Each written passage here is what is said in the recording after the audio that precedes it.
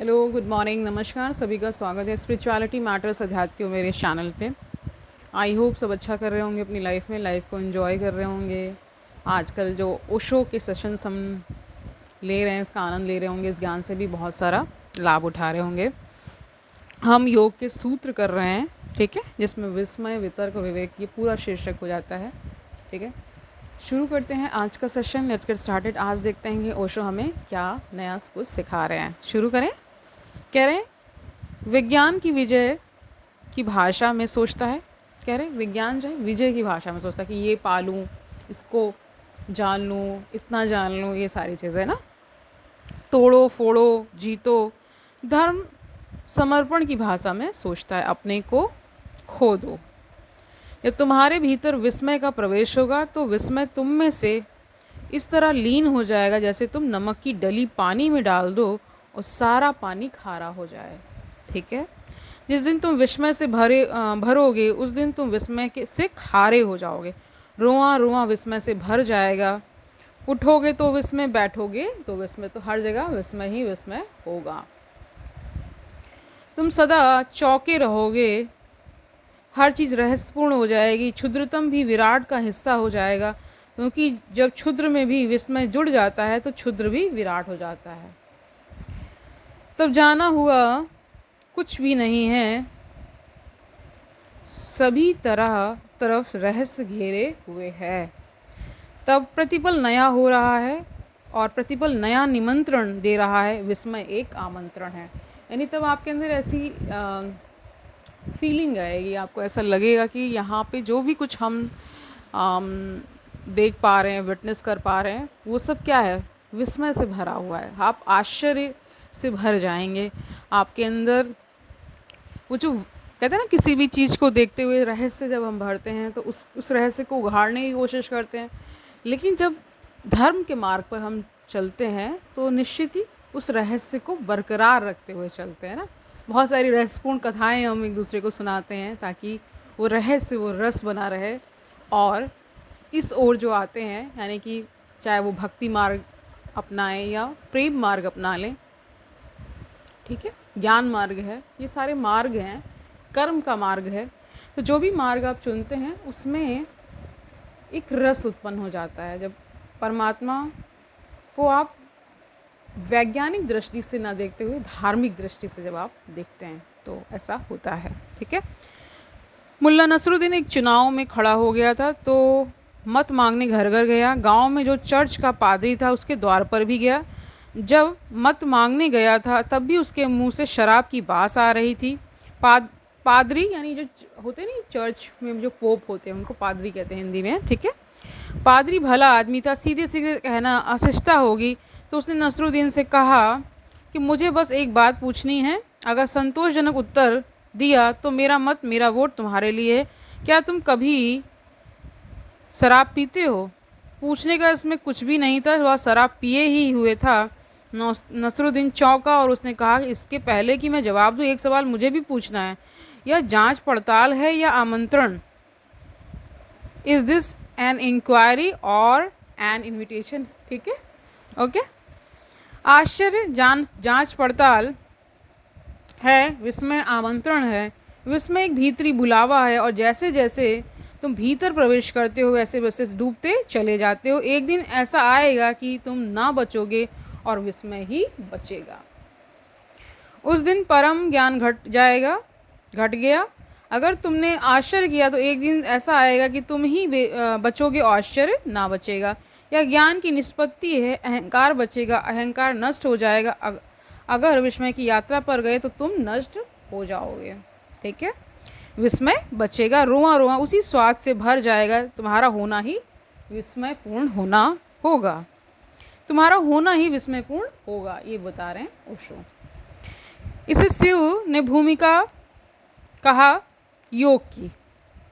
ज्ञान को हटाओ, विस्मय से भरो। और कठिन लगेगा शुरू में, क्योंकि तुम्हें ख्याल है कि तुम सब जानते हो। इसमें लोग पड़े रहते हैं।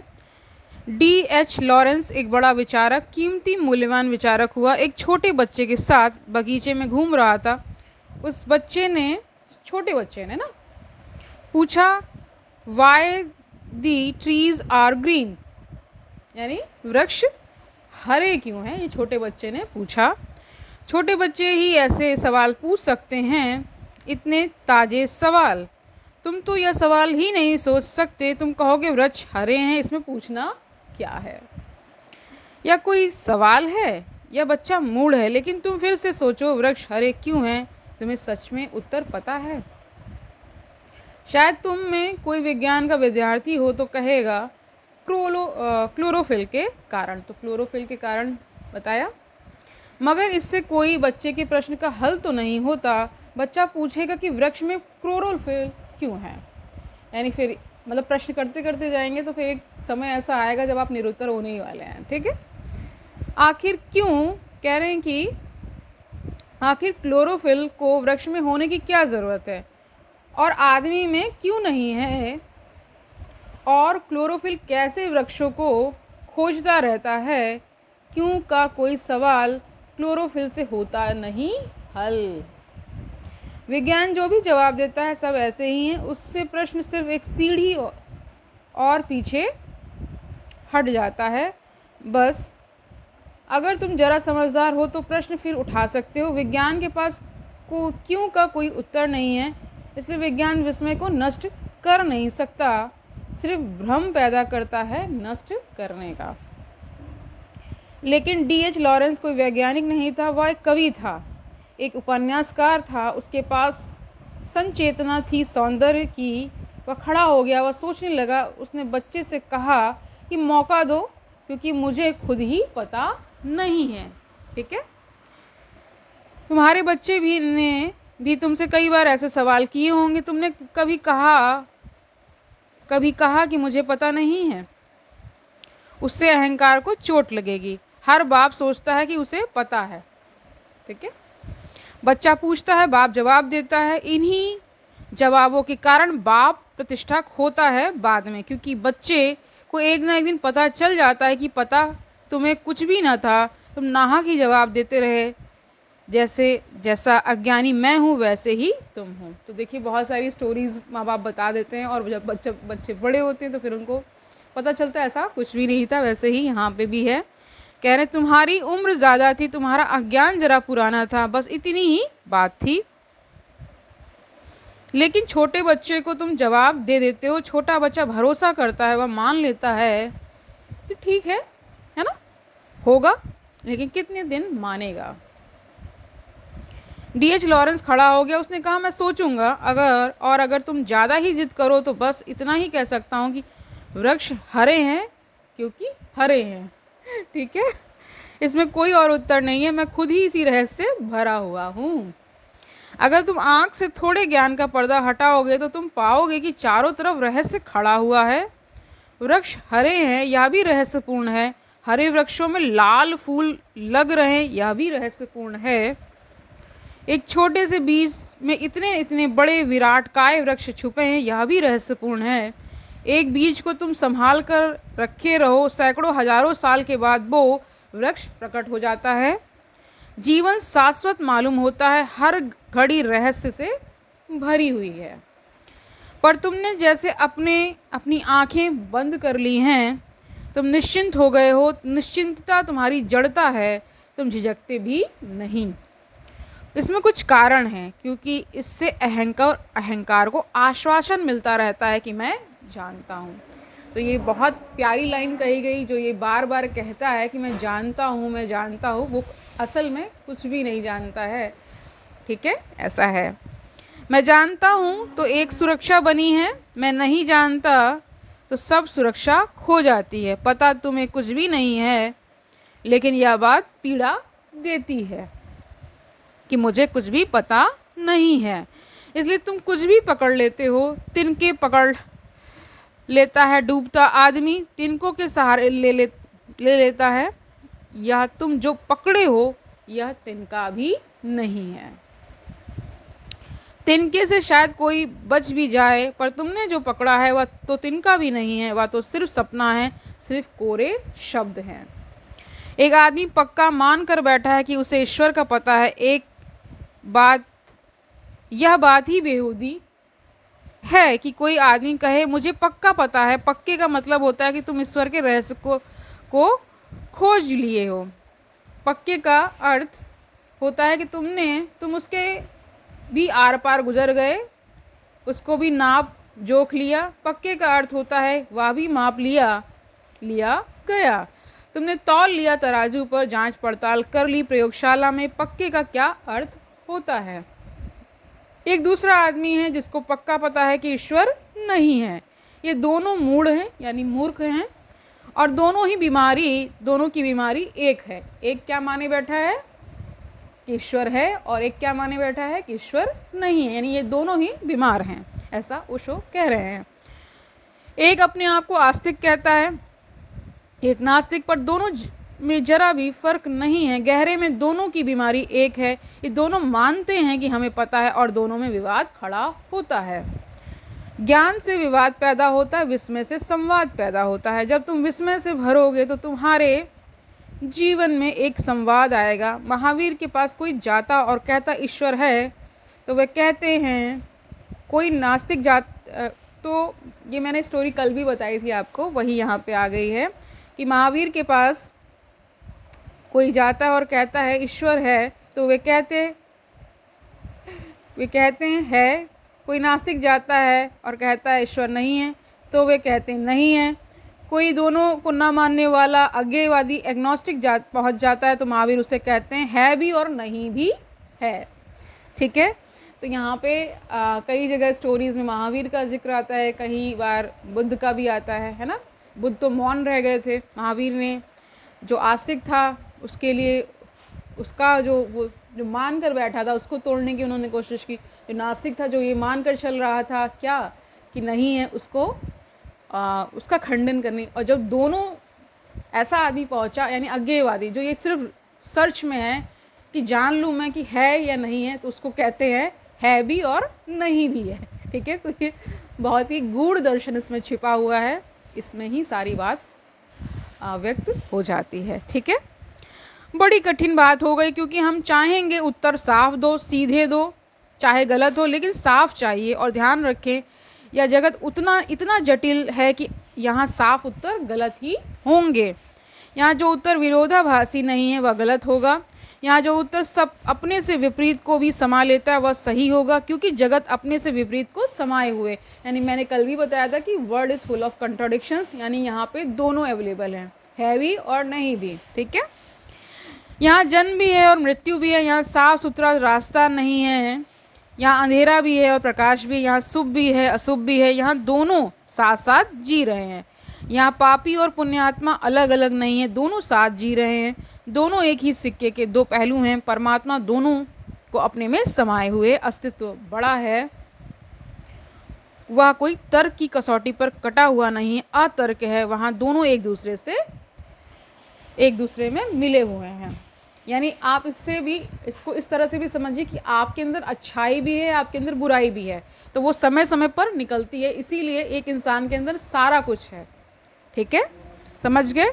ऐसा हुआ कि जुनैद ने एक रात प्रार्थना की परमात्मा से कि मैं जानना चाहता हूँ कि इस गांव में कोई ऐसा आदमी है जो महापापी हो, क्योंकि उसको देखकर, उसको समझकर मैं पाप से बचने की कोशिश करूँगा। मेरे पास मापदंड हो जाएगा कि यह महापापी है, इस जीवन से बचना। आवाज़ आई कि तेरा पड़ोसी। हैरान हुआ जुनैद, उसने कभी सोचा भी ना था कि उसका पड़ोसी और महापापी। ठीक है, साधारण आदमी था, काम धंधा करता था, दुकान चलाता था। महापापी का तो उसने सोचा भी ना था। उसका तो ख्याल था कि महापापी कोई होगा, कोई रावण, महापापी कोई होगा, कोई महादुष्ट शैतान।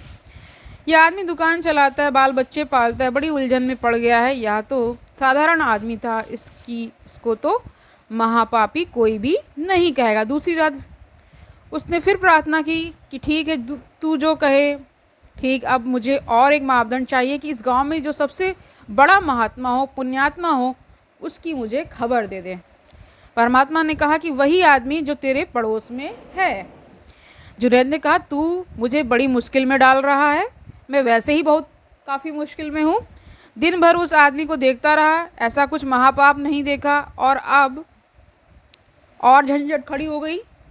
पुण्यात्मा भी वही है, तो आवाज़ आई, मेरी दुनिया में दोनों जुड़े हैं, सिर्फ बुद्धि तोड़कर चीज़ों को देखती है। यहाँ बड़े से बड़े संत के पीछे भी छाया पड़ती है, यहाँ यहाँ बड़े से बड़े पापी के चेहरे पर भी रोशनी है। इसलिए तो यह संभव होता है कि पापी चाहे तो संत हो जाए, संत चाहे तो पापी हो जाए। इतनी आसानी से बदलाहट इसलिए तो संभव है क्योंकि दोनों छिपे हैं एक में ही। अंधेरा और उजाला अलग अलग नहीं है, ठीक है, रात और दिन जुड़े हैं। तर्क तोड़ता है और सिर्फ और साफ रास्ते बनाता है। यानी हमारी बुद्धि क्योंकि तर्क करती है, उसको अलग अलग करने में आनंद मिलता है, इसलिए वो ऐसा करती है। तर्क ऐसे हैं जैसे कि तुमने एक छोटा सा बागीचा बना लिया हो, साफ सुथरा, कटा पिटा। जीवन जंगल की तरह है, वहाँ कुछ साफ सुथरा नहीं है, वहाँ सब चीज़ें एक दूसरे से उलझी हैं। जो जीवन को समझने चला है उसे साफ कटे कटाए उत्तरों से बचने की क्षमता चाहिए। उनको पकड़ लेने में सुरक्षा है क्योंकि तुम्हें आश्वासन हो जाता है कि ठीक, मुझे पता है। जैसे ही तुम्हें लगता है कि मुझे पता है, तुम्हारी हिम्मत आ जाती है, ज़िंदगी में चलने में भरोसा आ जाता है। इसलिए तुम डरते हो ज्ञान छोड़ने से। इसलिए बड़ी बड़ी पीड़ा होती है। तुमसे कोई धन छीन ले, इतनी मुसीबत नहीं, फिर कमा लेंगे। और धन तो मिट्टी थी, तुम जानते ही थे। तुमसे कोई पद छीन ले, कोई बड़ी चिंता की बात नहीं, तुम खुद भी त्याग सकते हो। लेकिन ज्ञान, ये प्रश्न कर रहे हैं ओशो। तो इधर मैं देखता हूँ एक अनूठी घटना घटती है। एक आदमी समाज छोड़ देता है, वह गांव छोड़ देता है, घर छोड़ देता है, पत्नी परिवार छोड़ देता है। लेकिन अगर वह जैन था तो हिमालय पर भी जैन रहता है, हिंदू था तो हिंदू रहता है, मुसलमान था तो मुसलमान रहता है, ठीक है। जिस समाज को छोड़कर भाग आया उसी ने यह मुसलमान होना दिया था, उसी ने यह ज्ञान दिया था कि तुम मुसलमान हो। या कुरान सच्ची किताब है, सब किताबें बाकी गलत हैं। सब कुछ छोड़ आया लेकिन ज्ञान को बचाकर आ जाता है। हिमालय पर भी कुछ भी नहीं बदला इस आदमी की ज़िंदगी में क्योंकि ज्ञान का भरोसा इसे यहाँ भी है, ठीक है। ज्ञान तुम छोड़ दो और जहाँ तुम खड़े हो वहीं हिमालय आ जाएगा। हिमालय का अर्थ इतना ही है कि जहाँ सब रहस्यपूर्ण है, जहाँ उत्तुंग शिखर है जिन्हें तुम छू ना सकोगे, और जहाँ अनंत खाइयाँ हैं जिनमें तुम उतर ना सकोगे, जो हमारे सभी पैमानों से बड़ा है। विस्मय का अर्थ है जहाँ तुम्हारी बुद्धि व्यर्थ हो जाती है, जहाँ तुम्हारा अहंकार असमर्थ हो जाता है, जहाँ तुम एकदम असहाय हो जाते हो। तुम रो सकते हो वहाँ, हंस सकते हो वहाँ, लेकिन बोल नहीं सकते। कहा जाता है कि मूसा जब सिनाई के पर्वत पर गए तो रोए भी, हंसे भी, पर बोले नहीं। पीछे लौटकर जब उनके शिष्यों ने पूछा कि यह क्या हुआ, परमात्मा सामने मौजूद था और परमात्मा ने खुद कहा, मोजेस जूते बाहर उतार कर आ, क्योंकि यह पवित्र भूमि है, यहाँ मैं मौजूद हूँ। तो तुमने जूते उतारे, तुम रोए भी, तुम हंसे भी, बोले क्यों नहीं, या मौका क्यों छोड़ दिया। जो भी पूछने जैसा था पूछ लेना था। एक कुंजी तो मांग ही लेनी थी जिससे सभी ताले खुल जाते। मोजेस ने कहा, जब वह सामने था तब बुद्धि खो गई, तब हृदय ही बचा। खुशी में रोया भी, खुशी में हंसा भी। और यह मज़ा है ज़िंदगी का कि किस खुशी में तुम रो सकते हो और हंस भी सकते हो। इसलिए यह मत सोचना कि जो रोता है वह दुख में ही रोता है। यह वह तर्क का हिसाब है। ज़िंदगी तर्क को मानती नहीं। सब तर्क की सीमाओं को तोड़कर ज़िंदगी की नदी बाढ़ की तरह बहती है। आदमी खुशी में रो भी सकता है, तब उसके आंसुओं का गुणधर्म बदल जाता है, तब उसके आंसुओं में आनंद की झलक होती है। हंस भी सकता है। ये विपरीत एक ही को प्रकट करने वाले बन सकते हैं, यह जीवन का रहस्य है। तो मोजेस ने कहा, हृदय ही बचा, मेरी बुद्धि तो खो गई। जहाँ मैंने जूते छोड़ने लगता है वहीं सिर भी छूट गया। और मंदिर के बाहर जूते ही मत छोड़ना, सिर भी वहीं रखाना। जूतों के साथ जो सिर को रखाएगा मंदिर के बाहर, वही मंदिर में प्रविष्ट होता है। और जूते और सिर का बड़ा जोड़ है। ये एक तरह के रूपक के फॉर्म में ओशो बता रहे हैं कि अगर आप मंदिर में प्रवेश कर रहे हैं तो अपनी सारी बुद्धि, सारा तर्क बाहर छोड़ करके आइए, तब अंदर मंदिर में प्रवेश करिए। इसलिए जब किसी से जब तुम किसी से गुस्से में आ जाते हो तो जूता उसके सिर में मारते हो। साधु अपना ही जूता अपने सिर में मार लेता है। ये दो छोर हैं, ये दो अतियाँ हैं, एक्सट्रीम्स जिसे कहा जाता है ना। एक तरफ जूते हैं, एक तरफ सिर है, दोनों के मध्य में तुम हो, और वह जो मध्य बिंदु है तुम्हारा, वहाँ सभी विपरीत मिल रहे हैं, वहाँ तुम्हारे पैर और तुम्हारा सिर, वहाँ तुम्हारा सिर मिल रहा है, वही हृदय है। तो आज के लिए इतना ही रखते हैं। पूरी जो चर्चा हुई आज, ठीक है, उसका क्रक्स क्या है, उसका निचोड़ समझ लीजिए कि जहाँ मंदिर में आप प्रवेश करते हैं वहाँ पे आपको हृदय के साथ जाना चाहिए, माइंड के साथ नहीं, क्योंकि माइंड क्या करेगा, तर्क करेगा हर चीज़ में, वो जो स्थिति है, जो रचना है, उसका रस को वो एक तरह से नीरस कर देता है, इसलिए ऐसा कहा जाता है। तो जो रस से भरे हैं, जो रस को समझते हैं, रस देखिए चारों तरफ आपके विद्यमान हैं। आप जब किसी कवि से मिलते हैं तो उसमें एक रस है ना, उसने हर भावना को छुआ होता है। किसी आप लेखक से मिलिए, उसकी पूरी भाव भंगिमा, उसका पूरा जीवन चरित्र आप जब पढ़ते हैं या जानते हैं किसी से भी, तो आप ये समझ पाते हैं कि उसके हर एक कार्य में, हर उसकी स्थिति में एक रहस्य मौजूद रहता है, इसीलिए वो इतना खूबसूरत इंसान बन पाता है। जब तक वो रहस्य आपके अंदर विद्यमान है तो आप एक खूबसूरत इंसान बने रहते हैं।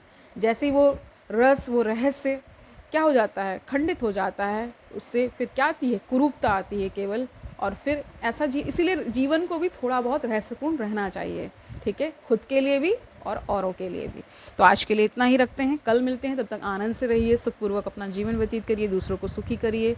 और ये भी याद रखिए कि ओशो का ज्ञान बहुत ही सुंदर ज्ञान है, बहुत ही तार्किकता के साथ ओशो हमें अपने ज्ञान से प्रकाशित करते हैं। हम बहुत ज़्यादा सीख पाते हैं उनके पास बैठकर, उनके तर्कों, उनके चुटकुलों के माध्यम से, उसमें बहुत बड़ा दर्शन छुपा ही होता है, और आनंद मिलता है उनको सुनने में, उनको पढ़ने में, उनको जानने में। कल मिलते हैं, तब तक के लिए हरिओम तत्सत।